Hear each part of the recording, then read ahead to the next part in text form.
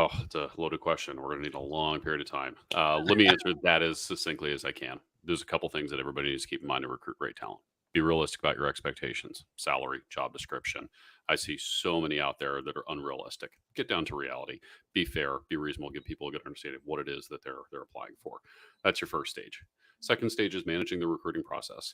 HR recruiting teams are doing the best they can, but they're generally non-technical people. There's a lot that they don't know and they don't understand. So a security leader really needs to stay heavily involved in that process, provide coaching, feedback, continuous improvement to make sure you're getting the right resumes for the right reasons.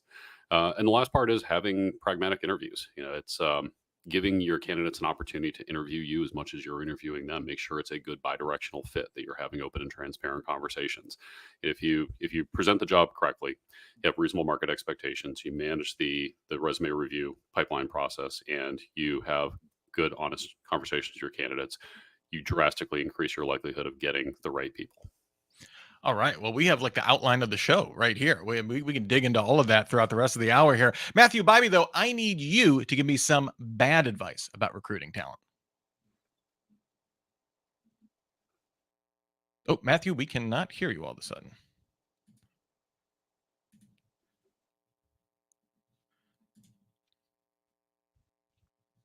Let me just make sure nothing on my end I can do. It says your audio is...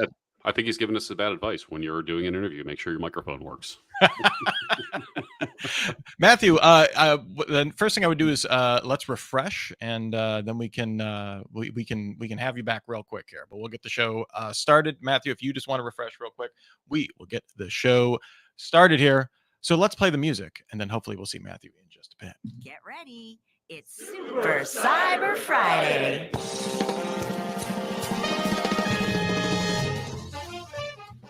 Hello, all, and welcome to Super Cyber Friday, where our topic today is hacking the talent myth.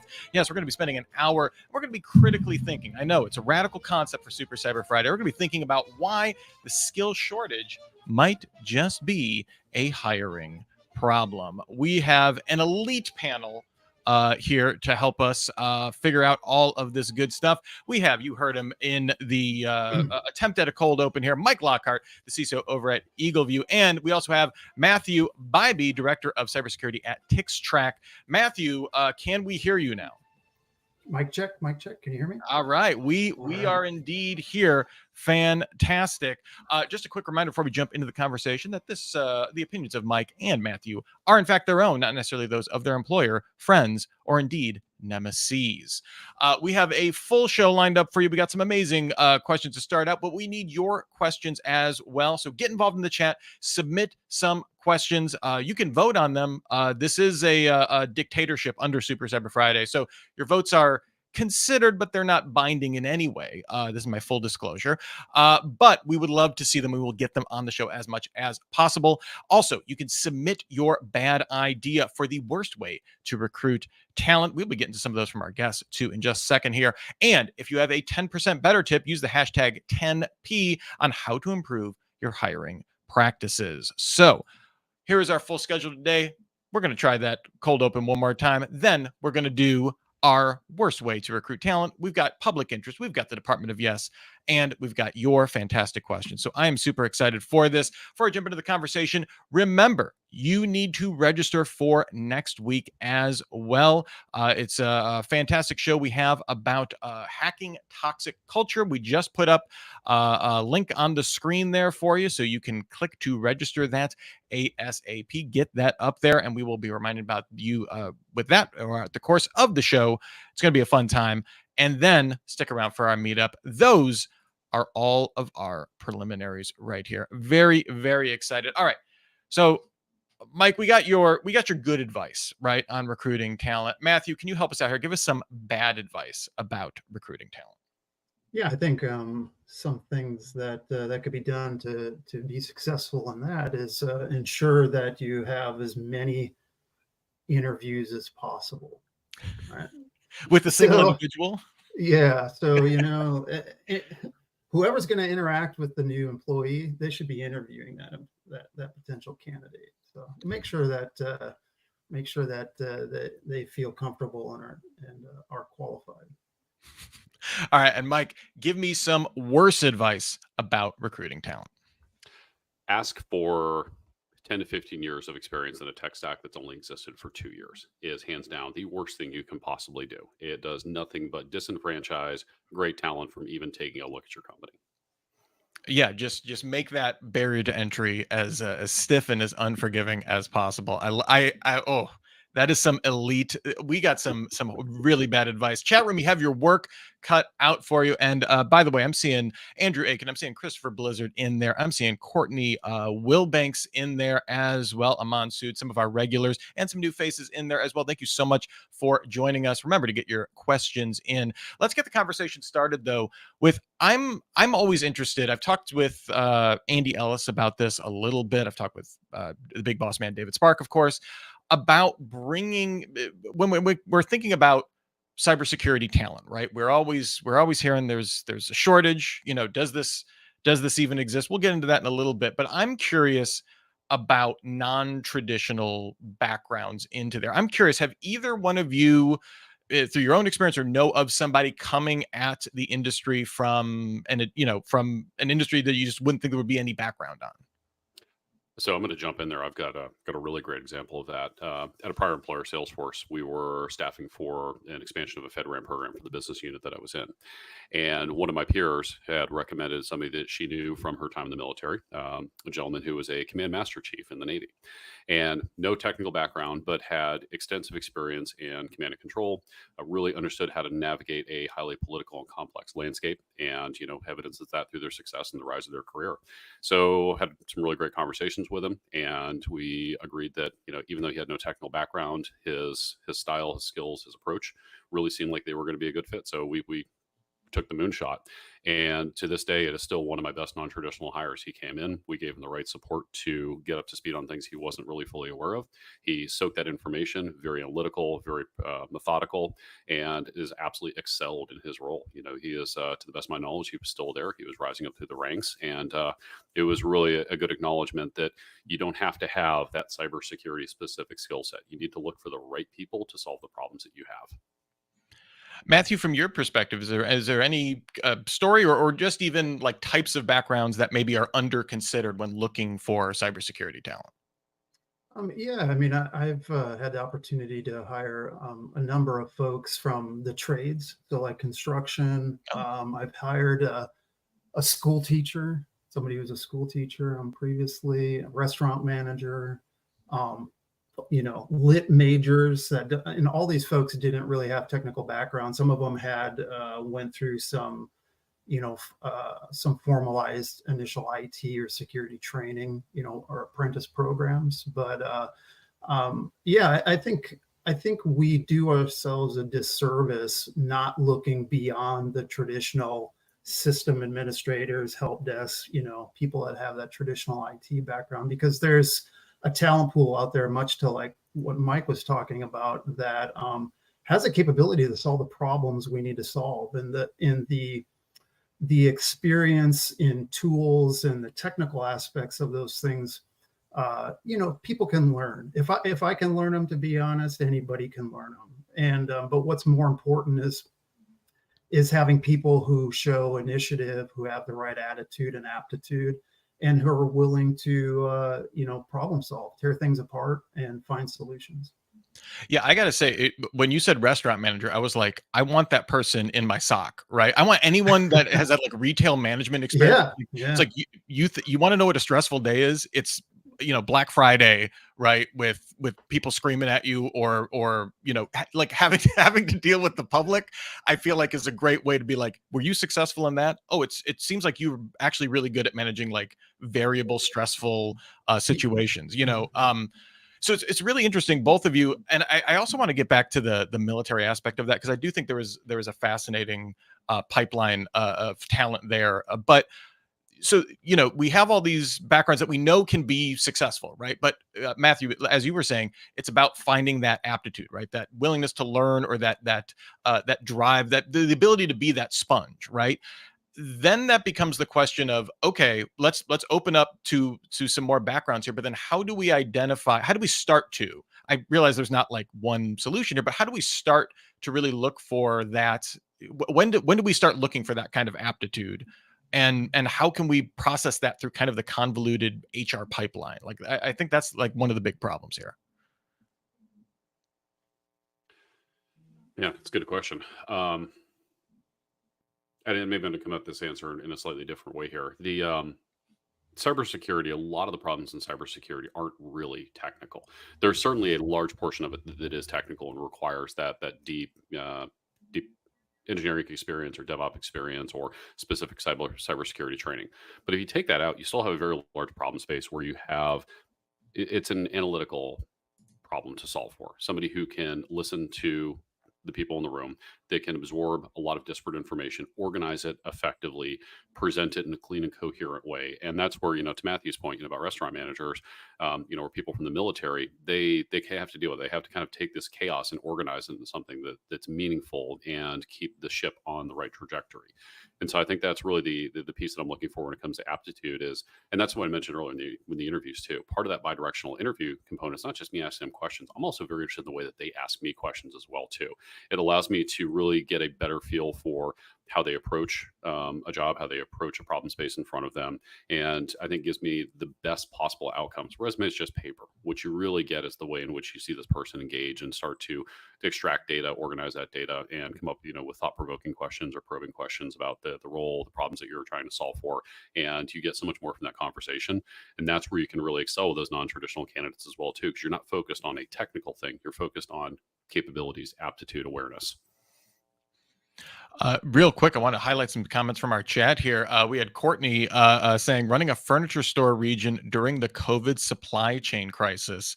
After that, I imagine a lot of the stresses of cybersecurity are at least within that standard deviation, right, of good day, bad day with that kind of role. Lisa Ackerman also pointing out musicians and journalists make great cyber peeps. I know Andy Ellis has talked about hiring journalism or people with a journalism background. And yeah, they're really good. It turns out they're really good at like investigating things and making complex things understandable to everyday people. I can't imagine why that would be useful in cybersecurity. And then Dwayne Gran saying, I once hired a volunteer firefighter for your SOC after you cut someone from a burning car. Similarts seem trivial. So keep the stories coming here. Remember to get your questions in the chat here too. I want to ask about this question here from Aman Sood, actually. Really great one here. Or is it 10% better? It's not a question. But hire someone with marketing skills. A big chunk of cybersecurity challenges require socializing, selling, and influencing. Kind of getting into those, hey, turns out these soft skills aren't so soft. They're actually really hard to learn sometimes. And if you don't have them, you're kind of at a deficit here. I mean, Matthew, I saw you shaking your head there. Do you agree with them on there? Yeah, absolutely. I think a large part of what we do, within cybersecurity and even outside of cybersecurity, IT, has to do with communication, right? And to be, and the necessity of being a effective communicator. And part of that is knowing your audience, right? I think communication skills for me are kind of table stakes. It's probably the most important thing outside of just general project management, problem solving, and time management. That's important. But absolutely, I think what we do and the effectiveness of our programs and the things that we're trying to do requires a little bit of salesmanship, right, in marketing to the original point. So definitely see a need to have people with those types of skill sets. Yeah, and I want to add on to that. Matthew's spot on. And in fact, marketing is something that came up in a conversation at 101 this morning with one of my team members. He's working on a new data privacy program, and there's a lot of tangible benefits to this, but it's not something that's easily understood across a large part of the organization. Why are we doing this? How are we approaching it? What is the outcome? And being able to work with him and talking through like, okay, how do we market this? Right? What's the definition of success? How do you frame this in a way where you can talk with somebody in finance or customer support or legal in a way where you're going to gain consensus with them, and that's what it's really about. And so being able to find people who have those consensus building skills, those marketing skills is hugely important. Yeah, we talk a lot about influence, right, being a very important thing for a CISO to cultivate. But I think, yeah, Aman, great point about that can be a valuable skill just internally within your team and probably also helps your career, right? Going forward. Turns out if you can communicate effectiveness, that's makes it a little easier to show that you're effective as well as your team. Mhm. So some really good stuff here. Remember, keep those questions coming. We want to highlight more, or in those 10% better tips as well. But we got to get to our first game right now. Do you know what others are thinking? On the public interest.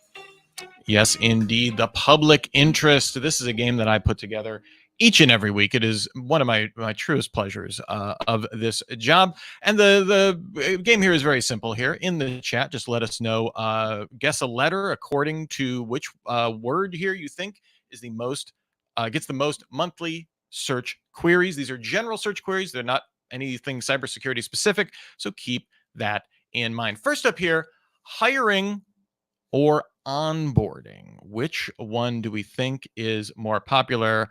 Mike, I'm going to start with you. All right, had to find the mute button there. So I too suffer from this issue. It's 2025. You think we'd figure this out by now? The answer is absolutely not. I'm going to go with hiring. Matthew, are you joining up, Yeah. trying to go for the tie, or you want to switch it up here? No, I'll agree. Hiring. All right, we have hiring and hiring. Let's see what the answer is. Seems like that's the vote of the chat here. Kevin Farrell, we do have it on the record. You changed your answer to A, so we will take that. And indeed, everyone is starting off in the winning column. I'm extraordinarily sad. Everyone has the potential to be perfect. It's very disheartening. We'll move on to the next one here. It gets a little harder as we go along. Assessment, evaluation, interview. What are we thinking? Matthew, I'm going to start with you here. What's standing out to you here? Yeah, those are all pretty interesting. I'd say interview. Okay, interview, maybe interview with a vampire. Who knows? Yeah. People just wanted to know about that movie. It was kind of weird. It was the 90s. It was a crazy time. Mike, what are you thinking here? I'm going to make the mental bridge that hiring leads into interview and join Matthew in saying interview. Okay, if you both, I'm just letting you know, if you both go 4 for 4, we're retiring this game. I'm just letting you know this. Oh, and you're not. Don't worry. Still tied 1-1 though. Assessment, interview, the least searched for. That's kind of you would think, right? Again, I don't know. Next up here, applicant, candidate, talent. Applicant, candidate, talent. Mike, where is your brain settling on with these selections here? I don't know. I think I'm gonna rely on the chat here and align with them and say talent. Yeah, H is coming up, although it's not unanimous. There are some Kevin Farrell with X, notably. That's not even near a letter on the keyboard, but at least make it plausible, Kevin. Matthew, what's standing out to you here? Well, just to be different, I'll pick something else. I'll say applicant. All right, so we got F, we got H. Let's see what happens here. Oh, and it was split the difference. We have candidate. Still tied though, 1-1 here. Andrew Aiken, congratulations, you got that one. Let me just see here if anybody else. I think you might be the only one, Andrew. So that's good on you. You're a veteran of the game, so makes sense. All right, and the last one, we're going with shortages on this last one here: labor shortage, skills shortage, talent shortage, or worker shortage. What's the shortage getting today? Matthew, I'll start with you. Let's see. I'll go with labor shortage. Labor shortage. All right. We're going with I there. Mike, what are we thinking here? I'm going to go with J for the sole reason that skill shortage is a term that you see pop up a lot in industry hiring conversations. We'll see if my theory is correct. All right. And everybody, make sure you get your vote in. Yes, they are tough, Kevin. I'm sorry. It's sometimes they're tougher than others. And we have labor shortage. Wait, who guessed that one? Matthew, was that you? Yeah. All right. So Matthew takes the win 2-1. Both one would be a Hall of Fame batting average, the other would keep you in the league if you're a lefty. So we're all good here. Fun times had by all. Anyone in the chat go 4 for 4, 3 for 4? I'm just curious how everybody's doing here. We'll get back to the discussion here. Always a fun time. Aman Sood had a question here. Let me just bring this up on the stage here. Can you provide some powerful questions you always ask that tell you a lot about candidates when interviewing? And this is kind of a tough one. I would just extend this to like go to productive questions in an interview. Like kind of open that up. But Aman, I love this question. Either one of you have any kind of go-tos in this regard? Yeah, I have two questions that I ask in almost every single interview, and it goes back to my earlier mention about creating conversation between you and the candidate. The first is, what is your biggest professional success, regardless of where you were in your career? It doesn't matter if we're talking about security, working at a furniture store, being in the military. None of that applies, and I set that tone as well too. All I care about is what's your biggest professional success and why do you feel that. But the follow on to that is, what's your biggest professional failure, and being able to talk about failure. And it's a no judgment zone. Make that clear too. Just like blameless RCAs, you have to set the context with during that conversation. But being able to understand how somebody looks at failure, adapts to failure. I expect my teams to try hard and fail. Failure will happen. I fail, right? If you're not pushing yourself, you're not failing, or if you're failing, you're not failing, you're not pushing yourself. We reframe that. So that creates a really good conversation. And, sometimes they'll say, well, do you have one you want to share? And I absolutely have mine that'll go to as well, too. I want them to feel like we're building some trust and rapport in that conversation. And that, it really just gives me individually a good lens into, how they view the world. Sometimes you hear some really, really excellent answers. And, it's just kind of a fun way to tease out where people are. Matthew, anything on like a go-to you want to keep in your back pocket for an interview? Yeah, I'm actually very similar, have similar questions, both those questions that Mike has. But another one that that I ask is to get a better understanding of their problem-solving skills and how they can communicate about that is something to the effect of, tell me about a time where you had to solve a problem or you were tasked with solving a problem that you knew nothing about, and walk me through your methodology or the way that you came about understanding the problem one, and then coming up with possible solutions. Because go ahead, I'm sorry. Oh, I just absolutely love that. Right. Like give me a window into your process, right? Like how do you start solving the puzzle? Like show me, like find all the flat pieces, right? Like Yeah. how you do that. And a lot of it isn't necessary. I mean, kind of what I kind of key in on is not necessarily the specifics of the problem, but are they able to, how are they able to recall that, and how are they able to communicate that back to me right then and there, right? Because to me, that gives me an idea of, can you answer something on the fly, right? Can you recall? Can you provide some relevant detail about it? And can you effectively answer my question, right? Communicate back, right? Under pressure. So.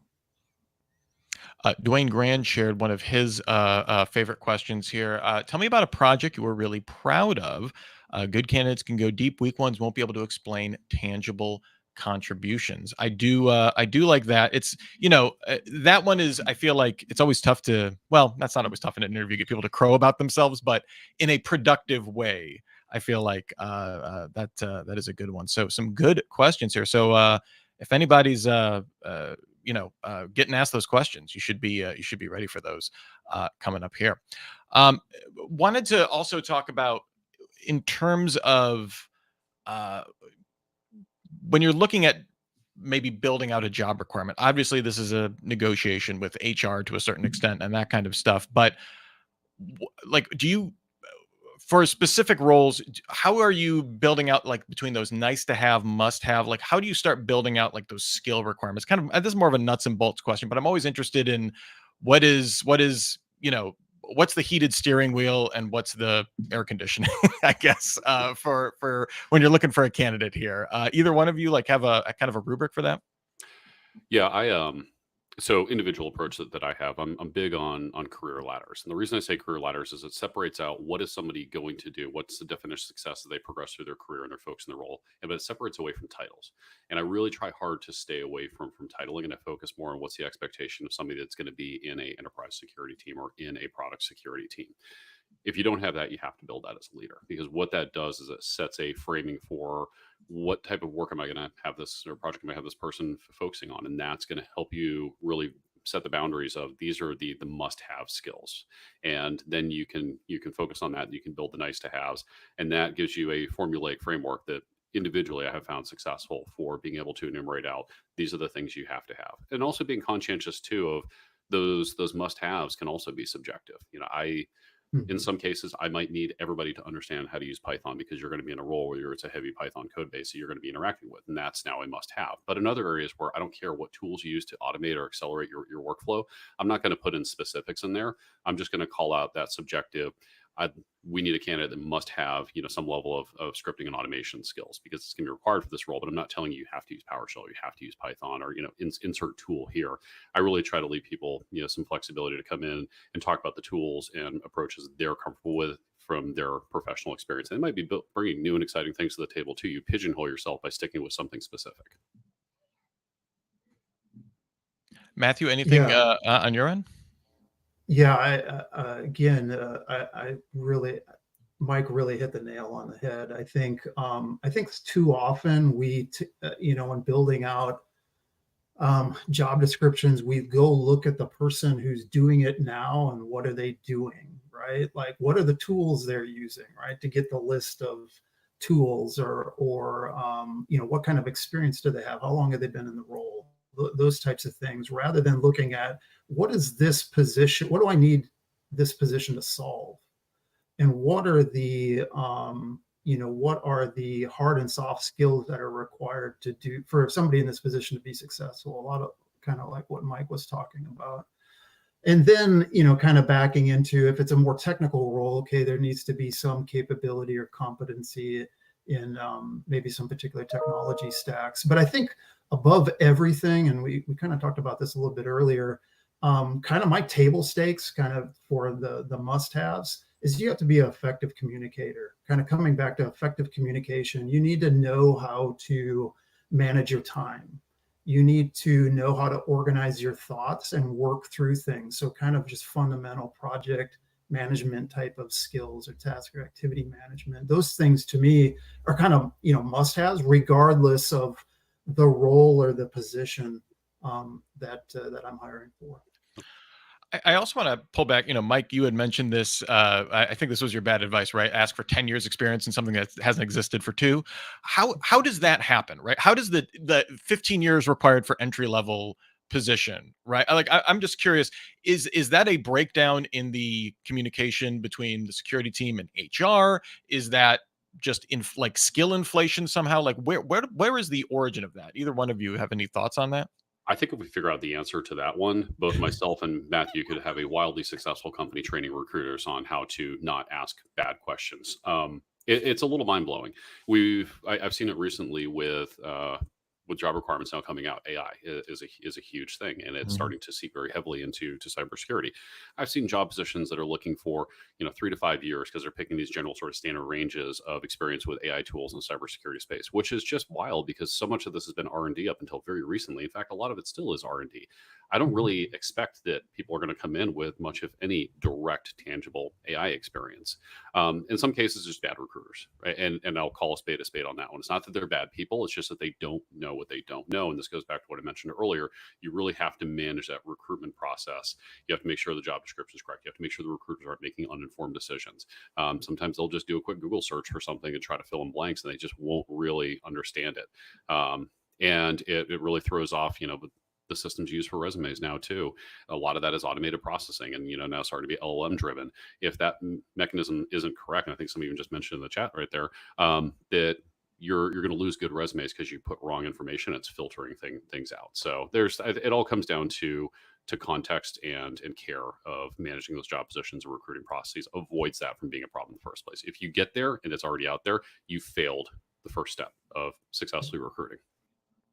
Yeah, and I think also it's incumbent on us as security leaders, executives, managers to really take ownership of the hiring and talent process to the degree that we can. And what I mean by that is, um, working, and working with the TAs and HR, but really take ownership of the job description, right? I know we all have a million things to do every day, but I think I found it to be most successful when either I write the job description myself, or I have managers do it, because that really, to Mike's point, that if you don't have the job description right, and I'm not saying right in terms of perfection, but right in terms of some of the things that we talked about previously, then once it goes out the door, it either, it's out the door, and it's going to metastasize into things that maybe we didn't want, right? Or not give us the intended desire that we're looking for. So I think it's really important that we really kind of take ownership of that where we can. I know some companies that there's a tug of war there, but that we as leaders really need to own the process, and that's where it starts. Yeah, and I imagine for organizations of a certain scale, like having that ownership of that is, probably a significant investment in time, influence. That's another thing where it's like, Yeah, if you haven't built that influence piece, it's tough to insert yourself into that discussion. yeah, but I think at the end of the day, it's worthwhile, right? At the end of the day, it will save us all time and money, right? If we can forge and build those relationships and are provided that flexibility and that capability from our HR peers. Yeah, I'm always having worked with small teams for most of my career. I'm always sympathetic that I forget that a lot of times you're like, I literally don't, like, that is in that department is in another state possibly, or like the literally the logistics of communicating in your org aren't as simple as, oh, I Yeah. literally know it's Bob, right? Of course, yeah, I just shoot him an email. But yeah, I definitely seems like that would be a worthwhile investment as part of your overall, I mean, just literally leadership. To be fair, there, Amansood had another question, and Monsoon is not the only one that's allowed to submit questions. Anyone can submit questions. Use the question submission panel and get those questions, and we want more. But it's a really good one because it's a Monsoon. He has good questions. So we're going to put this on here. Flip the question around. What's the toughest question you've been asked by a candidate? You're as much interviewing the employer as you are the candidate here. Any toughies or ones that maybe like the question itself revealed a lot about the candidate? I had a good one 4 or 5 weeks ago. Candidate asked me, "What are the red flags in the company?" And Mhm. it was a great question, and you have to be very conscious about how you navigate it.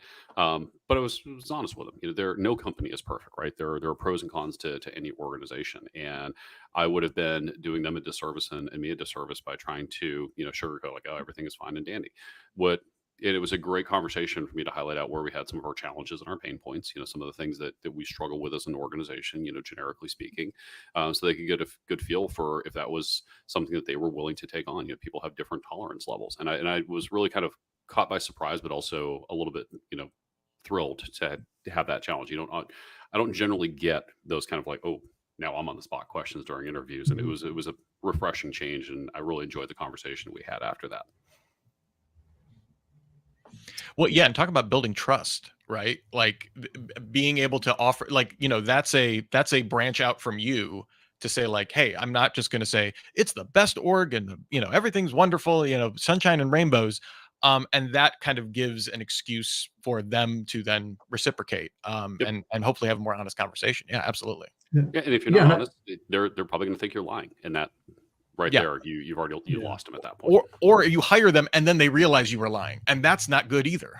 Yep. Sorry, Matthew, I cut you off. I apologize. No, sorry. No, I would agree. And I think, for those people who are candidates, I think it's important to come with questions, right?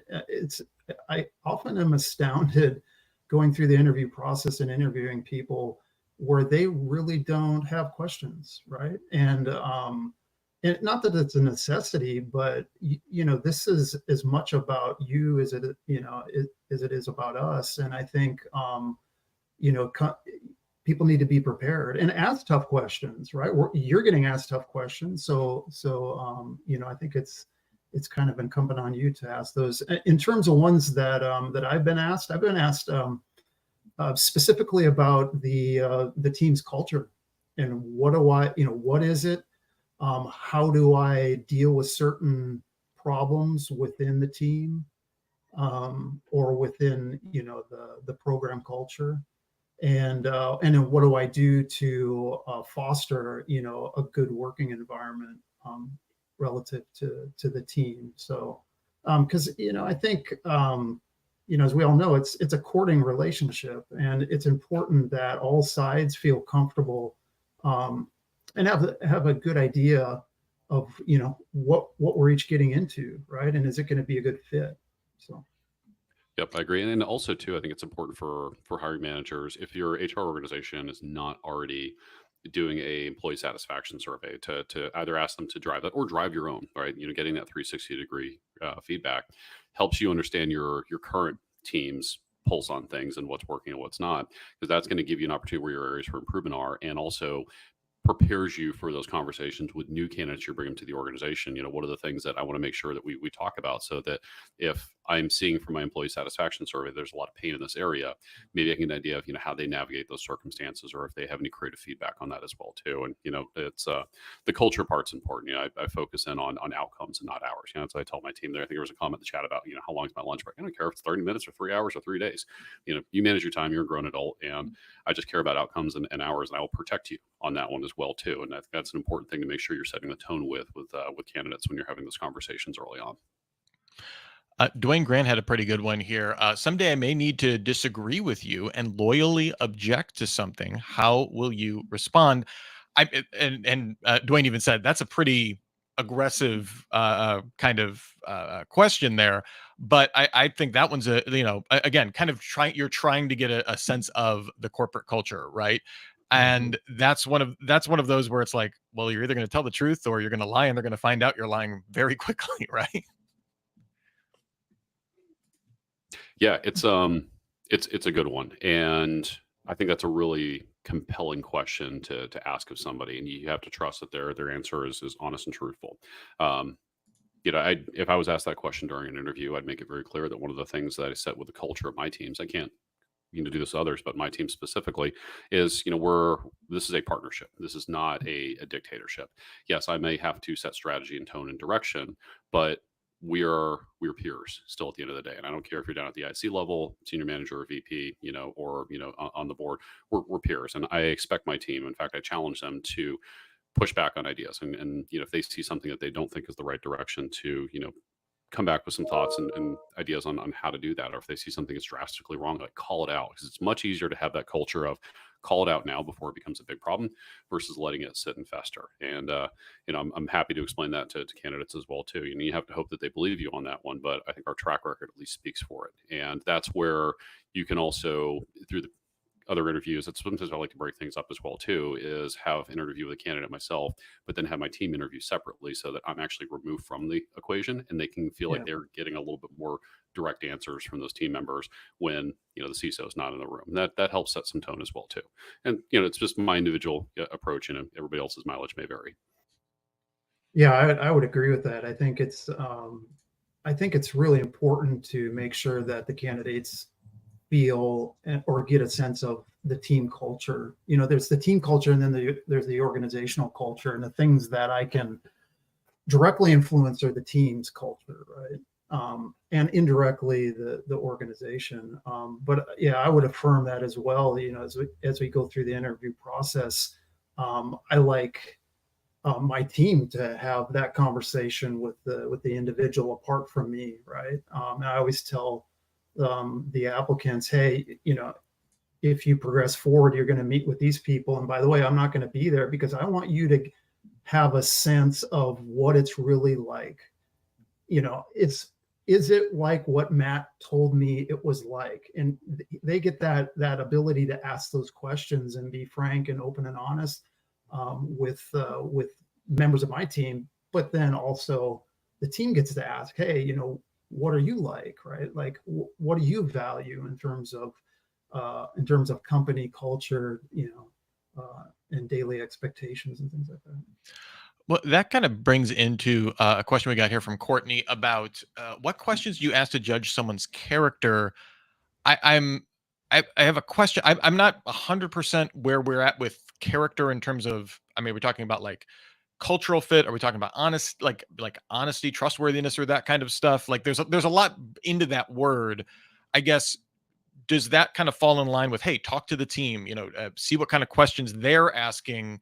That, to me, that would tell you about as much about their character as anything you could ask them, kind of from a positive basis. Is there anything I'm missing here? That's a hard one. I think She you meant hit. trust. She meant trust, like trustworthiness. Yeah, that's something that's really hard to tease out in an interview. But there are, Yeah. I think, certain signals you can look at that will give you an initial pulse. Um, some of it's just built over time. It's a soft skill, right? Some of us have the belly for it, some of us don't. And for me, what I look for is sometimes I'll throw out questions where I expect the answer to be I don't know, because I'm picking something that's intentionally designed to be a landmine there. And the sole thing that I'm looking for is the willingness of somebody to say I don't know.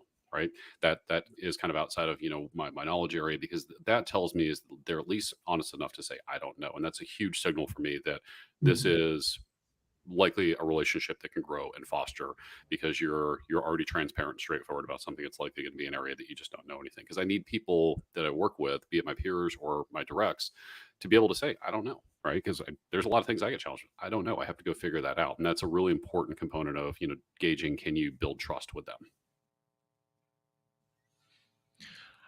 All right, we've been talking a lot about kind of the hiring, recruiting process, but I'm also interested in, once you have someone on that you're happy with, some junior talent and stuff like that, like what is, like, how are we creating pathways, I guess, to bring people into more senior roles? Like, what does that start to look like in terms of identifying the talent that maybe you want to there? Is that, hey, they're continuing to develop, they have this solid technical background, but I think they have these soft skills to start going more into management? Like, Matthew, in your experience, like, or I guess when you're looking to do that, is there a pathway? Is it highly individualized? Like, how does that get started? Yeah, I mean, I think something that Mike mentioned earlier, career ladder. I'm a huge fan of making sure within the program and the team that there's a career ladder progression, and that people know what that kind of looks like. Whether you're a small company and just a couple people, or a larger team, I think it's absolutely essential that we as leaders have those, right?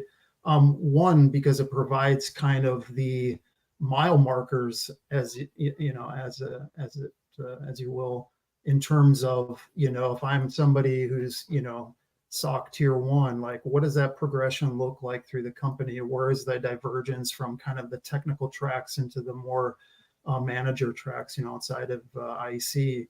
And then, like, functionally, what do those roles look like in terms of growth, right? So you have different levels, and you don't have to make it overly complex. I usually generally try to err on the side of simplicity, but I think it's absolutely essential that your folks and your teams know their progression, right? Both internally and even those coming in, right? I get asked, I have been asked quite often, like, what does that look like? When I get hired, a new applicant, when I get hired in this role, what is my possibility for growth in the next year or 2 years or 3 years, right? And then, to Mike's earlier point, then you can really start having a genuine, honest conversation with the individual, and you start to tease out what their desires are, where they want to go, right? And then you can kind of overlay that over the top of that career ladder that you've already developed. So Yeah, and to add on to that, like that's spot on, accurate. And the growth components, this is where maybe it could be considered a non-traditional approach. I haven't really asked a ton of other leaders what they do. When I'm having a growth conversation with my team members and getting a good feel for like where do they see themselves, 5, 10, 15 years down the road, just to kind of like get that direction, in place. mhm. sometimes you tease out, okay, they want to go a path that I'm very supportive of, but I'm only going to be able to get them a few steps up before they're going to hit a ceiling in this organization, right? It could be the organization's budget, structure. The funnel gets narrow the higher you get to the top there. And I'm very clear with my team members that are going to go that trajectory that, hey, we will eventually hit a ceiling here. And I'm just going to call spade a spade. There's, sometimes you will hit a growth limit in that particular organization. And by calling that out, what I'm doing is I'm setting a tone with them that I'm going to do everything I can to be the best possible mentor leader for you to help you grow until that point when it's time for you to stretch your wings and fly somewhere else. And you have to just be honest about that cool, you want to become a chief privacy officer. I'm probably not going to be able to get you there in this organization, but what I can do is I can help you build up to a point when you've hit that threshold where I will be sad, but totally understand when you come to me and say, hey, I'm taking a new role somewhere else. And I'm going to hope that I have done everything I can to set you up for wild success in that new role, because it does two things. First off, it takes care of the person you're working with, and it gives you an opportunity to have real human conversation and growth and be supportive of them. It gives you the opportunity to create a feedback loop and a set of advocates out there in the marketplace as well, too. They're going to go out in this new role, but they might say, hey, I had a really great time working with Mike. You should probably go have a conversation. They're also going to be the best possible filters for candidates as well, too, because they're going to reach out to people and bring folks over and say, hey, you mind taking a look at this resume here? Building that connective tissue, the relationships matter, and those relationships matter beyond the time that they're part of your team. So I think that's a really critical piece of that growth conversation is I will do everything I can to make you grow and be successful in this organization. But if we hit that inflection point where we kind of tapped out what you can do here, I want to set you up for success in the future and kind of just send you off into the world in a way where I feel good about it, and I've continued to grow and evolve that network of trust. I often imagine having a very transparent career ladder is also really just great for team dynamics in general, as opposed to, well, why did that person? I mean, there's always obviously interpersonal disagreements. Someone should have gotten this promotion or whatever, or this new role. But knowing that there is a level of transparency of, this was laid out for, if you had talked to me, this is laid out for everybody.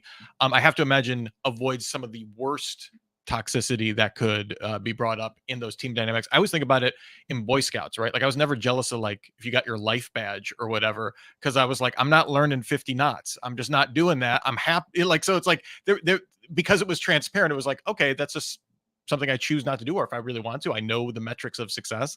Obviously not as much of a funnel in scouting as there is in the workplace. But I think that's really great in terms of team dynamics as well. We will get into some more. We have some more questions coming in, so we will get to those. But we have one last thing that we need to get to today. Hello, welcome to the Department of Yes, where no request is ever rejected. Folks, we ask for bad ideas, and sometimes we ask for bad ideas and they're bad, right? But they're not bad ideas. We have some grade A, super wonderful bad ideas. And I just want to thank each and every one of you for your horrible deviant minds for coming up with these. So thank you so much. The first one I'm going to go with here. And remember, you need to come up with a reason you want to do this good idea. It cannot be sarcastic. You will be docked points for sarcasm and or snark. All right. We're going to go with Kevin Farrell's bad idea here. Promise flexible and hybrid work environment online, then blindside all applicants by stating the position is 100% in person. Mike, why do you want to do this? Can I throw the towel in now? Womp, womp, womp, womp. I'm just going to capitulate and just Matthew, you win by default there. So, Matthew, do you have a take on this? Yeah, I think it's probably a great idea because what better way to get a steady stream of qualified candidates and a large number of qualified candidates to potentially join your team? Increase the talent pool and then let the chips fly where they may, kind of in that second stage there. I like that. All right, Matthew, you've taken that round. Mike, they only get worse. I'm just letting you know, Mike, they only get worse here. Here's one we're not going to do, but my favorite one from today is Christopher Blizzard's North Korean remote workers welcomed. I think is kind of, all right. You know what? I'm going to throw that out to you, Mike. Why do you want to put up a sign that says North Korean remote workers welcomed? They understand following directions to a T, and they are cost efficient. Wow. Okay. An economic argument. I would also say it's just I easier feel to so dirty with firewall. that answer. It's easier to firewall them off. If you know that they're there, then you can limit the damage as opposed to discovering it after the fact. That would be my answer.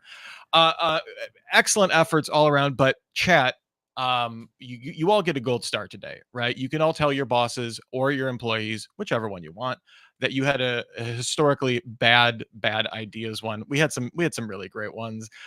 So thank you, Aman Sood, Lisa Ackerman, Christopher Blizzard, Kevin Farrell, and of course the inimitable Andrew Aiken, always coming with the bad ideas. Thank you so much. We've got about 10 more minutes in the show left, so let's get to a couple of questions that were submitted here. We got quite a few here.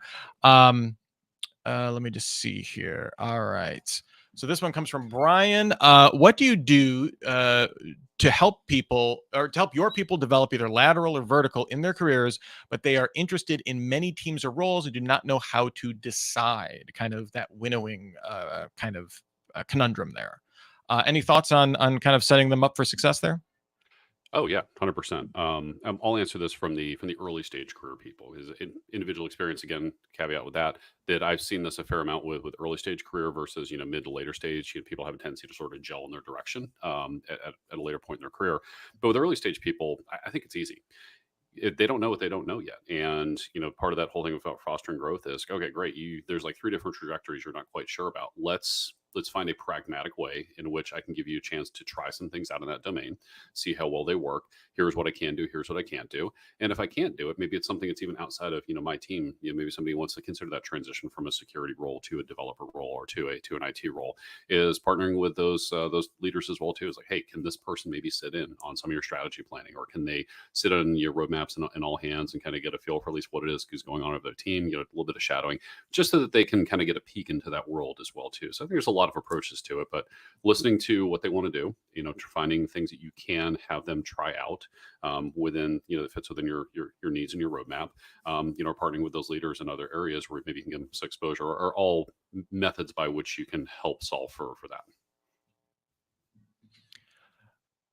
All right, we got another question. Oh, sorry. Yeah. Please, Matthew, go ahead. Yeah, no, I was just going to say, I think, having that conversation with them, asking them a couple questions, if there's three kind of different pathways, what of those three areas specifically, interests you, right? Like, is it a tool? Is it a process? Is it the domain or subject matter?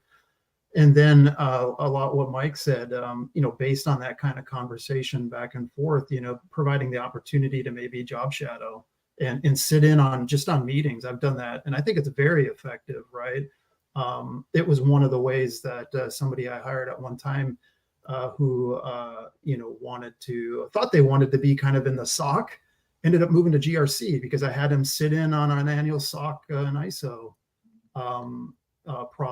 annual process, and they're like, wow, this is pretty interesting, and I kind of like this. And subsequently that individual kind of moved into that area of our trade.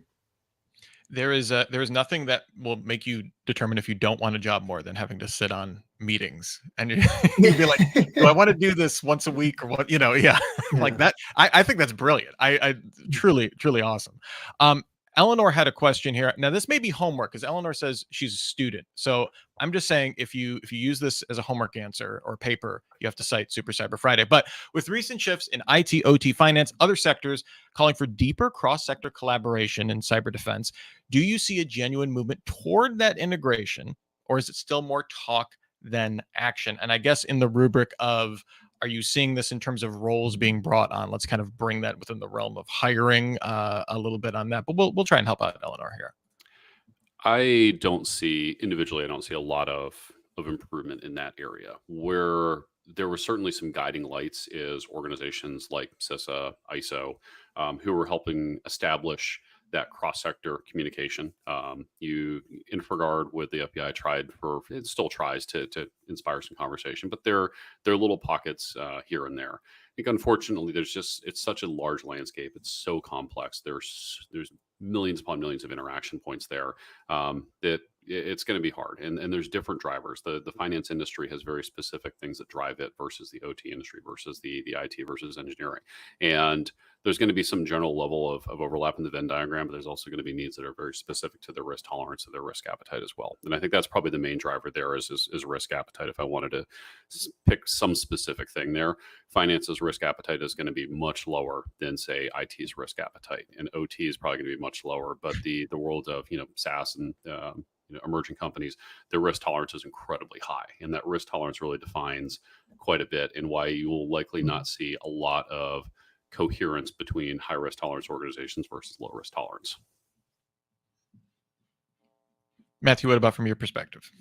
Yeah, I mean, I would concur with that. I think it's such, unfortunately, everything these days is just becoming, to some degrees, more and more complex, and it's harder to kind of bridge that complexity, both externally and internally within an organization, because of just the diversity of the problems that we're trying to solve, whether it's company wide or industry, and the like. So yeah, I would concur with that.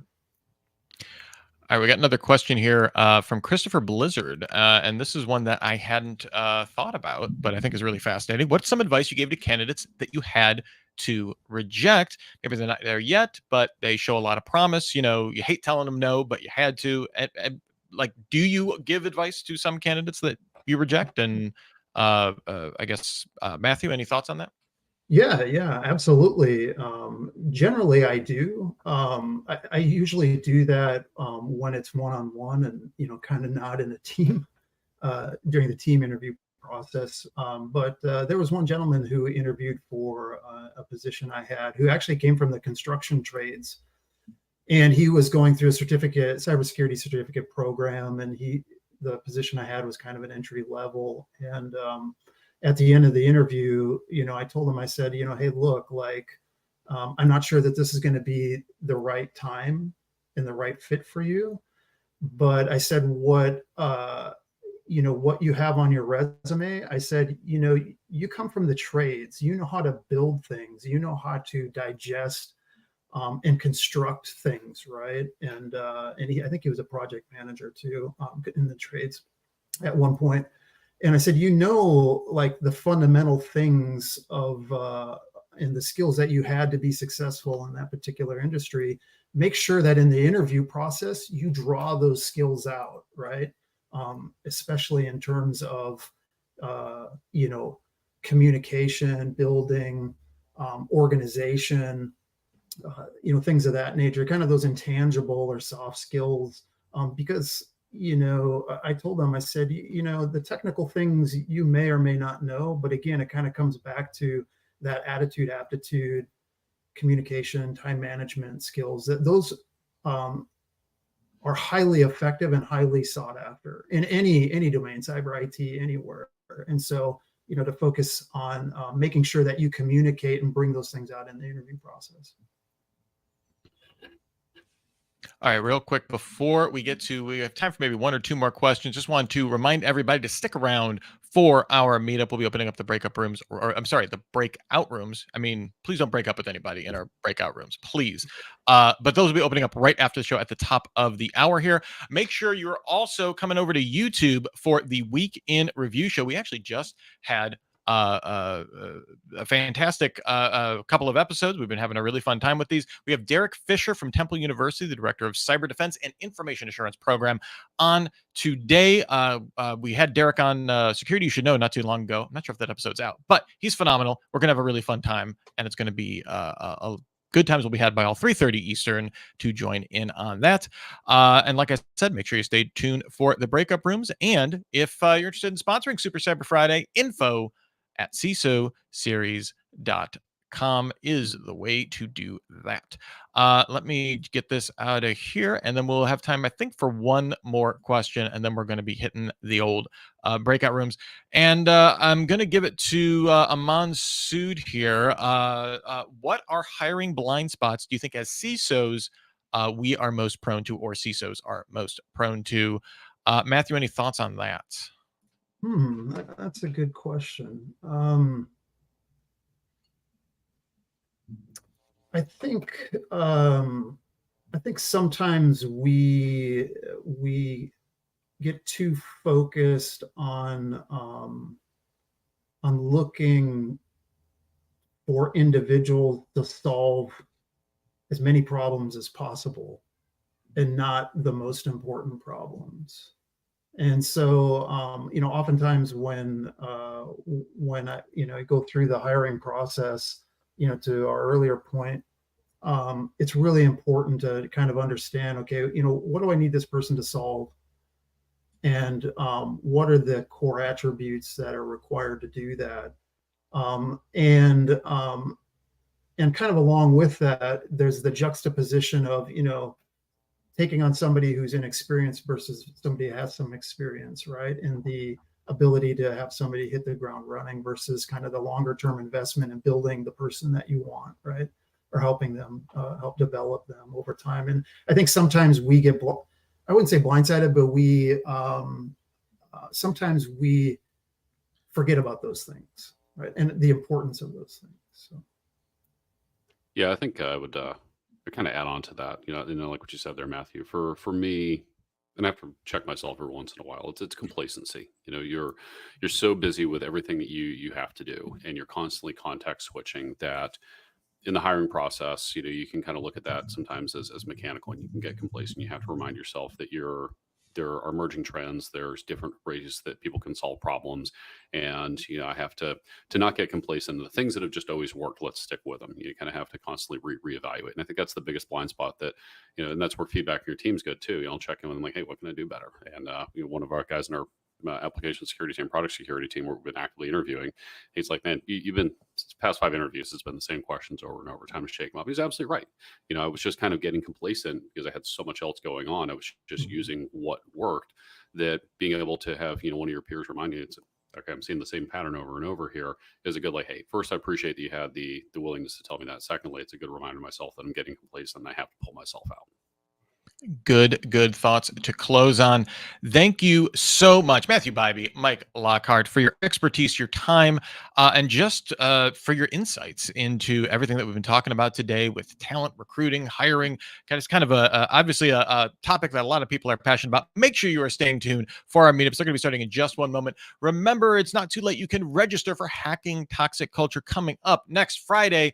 It will be a fun time there, and we will be digging into all things that are poisoning the well in your org. But for now, we are going to take off. Remember to join us for the weekend review at 3:30. We're going to be starting our breakout rooms right now, so let's press that button and